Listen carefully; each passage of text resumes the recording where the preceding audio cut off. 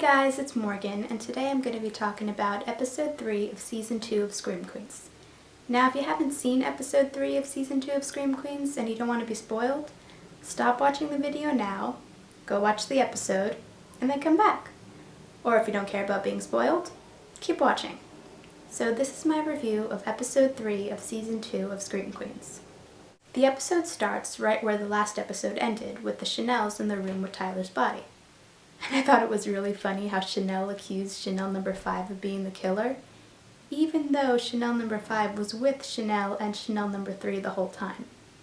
Chanel number 3 says that they should give in to Hester's demands so they can learn information about the Green Meanie. But Chanel says they can try and figure it out on their own, and if they can't, then they will go to Hester. Dean Munch shows up, and with her, they dump Tyler's body in the swamp. And I felt really bad for Chanel number 5 while she was saying goodbye to Tyler. And it was really sad how Dean Munch, Chanel, and Chanel number 3 didn't really care.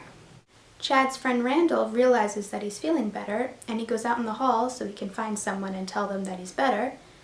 Right when he went out in the hall, I knew he's gonna die, and sure enough, the Green Meanie comes out of the elevator and kills him. And it was pretty gruesome. Dean Munch and the Chanels go visit Hester, and she tells them, the same thing she told them before, that she won't tell them anything unless they give in to her demands. Dean Munch gets a text from Chad, who tells her that he knows who the killer is, so she tells Hester that they don't need her. I thought it was really funny when Dean Munch gave Hester the movie A Room with a View. Hester did say her room doesn't have a view. Chanel, Chad, and Dr. Brock Holt are in Dean Munch's office, and Chad is accusing Dr. Holt of being the killer, because his donor hand used to belong to a serial killer. I really liked that when Chad and Dr. Holt were fighting over Chanel, she just stood up and said that she doesn't choose either of them, she chooses herself. Even though that didn't really last long in this episode, it was nice to see. Dean Munch tells them that Dr. Brock Holt will have to get a new hand donor, and if they can't find one, he will be let go. Dean Munch, Chanel number 3, and Dr. Cassidy Cascade are with a new patient, played by Sherry O'Terry, who has an interesting condition, and if you've seen the episode, you know what I'm talking about. And I thought she was hilarious. Dr. Cassidy Cascade tells Chanel number 3 that he's dead, and I thought it was pretty funny how Chanel number 3 reacted to that, especially when she asked him that if he's dead, how is he breathing? And he said he didn't know. I also thought it was sweet how he told her to let him prove to her that even though he's dead, she isn't. The Chanels and Zayday are hanging out, and Chanel number 5 and Zayday are playing Scrabble. While they're playing Scrabble, Chanel is talking about how Hester told her to use some type of cream, and because of that, Zayday is able to figure something out. I was pretty impressed that Zayday realized that when Hester told Chanel that she needed a certain type of cream, it was actually a hidden message to learn more about the Green Meanie. Chad and Dr. Brock Holt are in the locker room, and Chad gives Dr. Holt a list of possible new hand donors. During this scene, and any other scene with the two of them together, I can't help thinking, Glenn Powell and John Stamos are so funny together.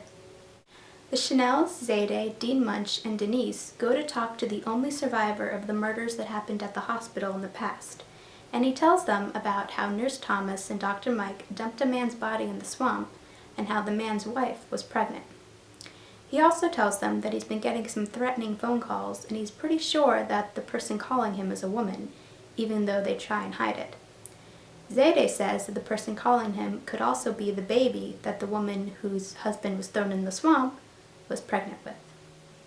Dean Munch, the Chanels, Zayday, and Denise are in Dean Munch's office, and they come up with 3 possible suspects on who the killer could be: Dr. Cassidy Cascade, Chad, or Chamberlain.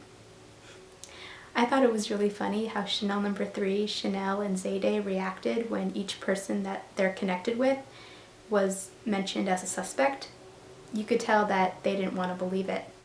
Chad is about to perform a hand surgery for Dr. Brock Holt's new hand, but then Dean Munch rushes in and stops him. She tells them that she knows Dr. Holt isn't the killer, and tells Chad that he is her prime suspect. Dr. Holt tells Chad that he plans on proposing to Chanel, and that if Chad is smart, he would get in his car and leave. I found it really funny how Dean Munch, Dr. Holt, and Chad are talking about murders that are happening in the hospital, and the guy that Chad was going to cut off the hand of to give to Dr. Holt is just sitting there, and it's like, you're talking about murders that are happening in a hospital, and someone is right there listening, and he doesn't really have a reaction to that. I mean, if I was at a doctor's and someone rushed in and talked about how murders were happening at the hospital, I would say something. Chanel number 3 and Dr. Cassidy Cascade figure out the reason for the new patient's condition, and I thought that scene was really cute. Chad has Chanel meet him at the park, and then he asks her to marry him, and she says yes. While they're hugging, Chad sees Dr. Brock Holt, but when he looks again, Dr. Holt is gone. I thought it was really funny how Chad asked Chanel to sign the forms for a prenup before he even asked her to marry him, and how she didn't really seem to care, she was just so happy. Chanel number 3 and Dr. Cassidy Cascade finished the surgery on the new patient, and I thought that scene was really cute based on how they were looking at each other. And then they attempt to sleep together, but Chanel number 3 isn't into it because Dr. Cascade is cold. It was pretty strange that his temperature was 61 degrees, but I don't think he's actually dead. I think there's just something wrong with his thermometer. Chad asks Dr. Brock Holt to be his best man for the wedding. While Dr. Holt was tying Chad's tie, I really thought he was going to strangle him. But luckily he didn't, so Chad was safe. At least in that scene. It was really funny when Chanel asked Chanel number 3 and Zayday to be bridesmaids, and then asked Chanel number 5 to be the ring bearer. And when Chanel number 5 asked why she couldn't be a bridesmaid, Chanel told her that they're not that close. And it made me think, Chanel, you're not really that close with Zayday, but you're letting her be your bridesmaid. Zayday and Chamberlain are escorting the new patient out of the hospital. But before she can leave, she's killed by the Green Meanie. And the Green Meanie also stabs Chamberlain, but he's okay. But the Green Meanie doesn't attack Zayday, which was pretty interesting. And like Chamberlain was, I'm wondering why. I also thought it was funny how Zayday was saying how this patient was the first one that they were able to cure and survived, but then she didn't. Zayday and Denise bring Hester to the basement of the hospital, and they tell her about the latest murder. They also tell her to tell them who the Green Meanie is, but Hester laughs and says it's too late. Lea Michele is creepily good at doing an evil laugh. Everyone gathers for Chanel and Chad's wedding, and Chanel walks down the aisle first. When Chanel number 5 mentions how the groom is supposed to walk down the aisle first, Chanel tells her that Chad told her to go first and to also get used to doing things first. Chad doesn't show up, which of course confuses everybody, but then Chanel realizes that blood is dripping from the ceiling.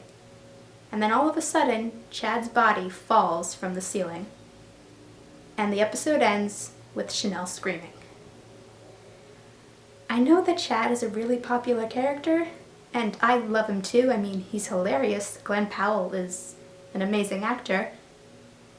But when that part happened, I was thinking, there are so many Chad fans that are very upset right now. Now that Chad is dead, it's pretty clear that Dean Munch is going to have to find a new prime suspect. I'm really curious, and also looking forward to finding out, why the Green Meanie didn't attack Zayday in this episode, and not attack Chanel number 5 in the first episode of Season 2. This is most likely not true, but when the Green Meanie didn't attack Zayday, I was thinking, what if the Green Meanie is Grace from Season 1, and she didn't attack Zayday because they're best friends? I mean, I doubt that's true, but that would be a pretty interesting twist. And I know that Skylar Samuels, who played Grace, hasn't been confirmed to be a season regular for Season 2, but I do really hope that she's able to guest star. Next week's episode is a Halloween episode, so it'll be pretty cool to see what the characters dress up as. I have seen some pictures from next week's episode, so I know what some of them dress up as, but it'd be cool to see what all of them dress up as. Bye.